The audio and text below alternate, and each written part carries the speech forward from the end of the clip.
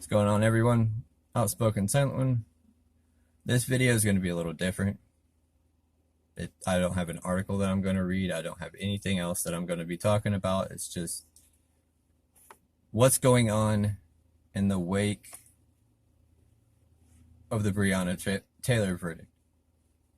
Now, her family and lawyer are calling out to get all the evidence and proof that was presented in the trial of the three officers and the transcript.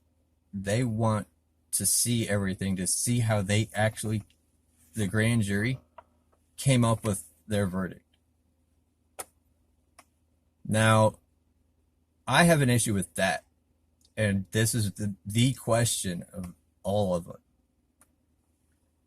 What point is asking for evidence when it's all going to be ignored and thrown out the window in the first place?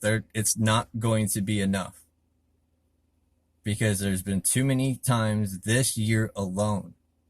They are given facts, they are given proof, and yet they do not want to accept it.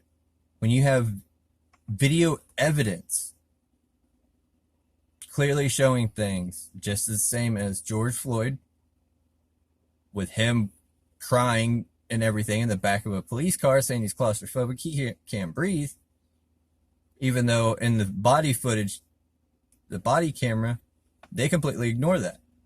It shows he couldn't sit in the back of the car. If he couldn't sit in the back of a car, how the hell was he sitting in the driver's seat of his car with a steering wheel and less room? How is that not being claustrophobic? Question that one. I don't understand anything on it. I really don't. Look up Jacob Blake. We have video proof of what happened there. But everybody wants to ignore it and make him out to be a hero. We have one person flat out saying, "I'm proud of you because of that." Now, if you want proof, accept it. Look at Kyle Rittenhouse. That kid is still in school, and I'm going to say kid because he's still not an adult. He is a juvenile that was attacked by a mob of adults. Now, why are they going to accept the facts from her trial when they give so much proof and video showing what happened to Kyle Rittenhouse? Showing his acts, his reaction and everything, he acted in self-defense. But nobody wants to believe that. They want to keep pointing their fingers at him, calling him a vigilante, calling him a white supremacist, all this stuff, and looking that he went there with the sole intention of being able to kill somebody, even though they have no way to prove that. What they can prove is that he was acting in self-defense, being attacked by other people. Now, one question I really want answered, that it should have been asked to the police officers. I don't know if it ever was. It'd be something I'd look up in the transcript. Would be, did the officers know they were there? Know that Breonna Taylor was in that other room in bed? Could they see her? Could they do anything about it? I highly doubt those officers knew that she was there. And going off of just that theory, because it's just a speculation, I highly doubt they knew she was in there. Then that automatically changes everything, because that could have happened to anybody. It wouldn't matter because of skin color, it wouldn't matter because of their sex, it wouldn't matter about their age, wouldn't matter about their religion, anything. It could have happened to anybody. But yet they don't want to accept this. So please, somebody help me with these answers. I want to know. If you don't know them, share it with somebody else, and maybe they can explain it. I want to know. This is why I want to know it. This will help clear other things up. But don't ask for evidence. Don't ask for the proof. Don't ask for the transcripts if you already know you're not going to accept the answers and facts presented to you right in front of your face. You want it to be right? Well, what happened happened. That was it. It was a shame, but it happened. But it could have happened to anybody, not because she was black. And that's what everybody's fighting over. And I honestly feel that's why the police weren't charged for murder.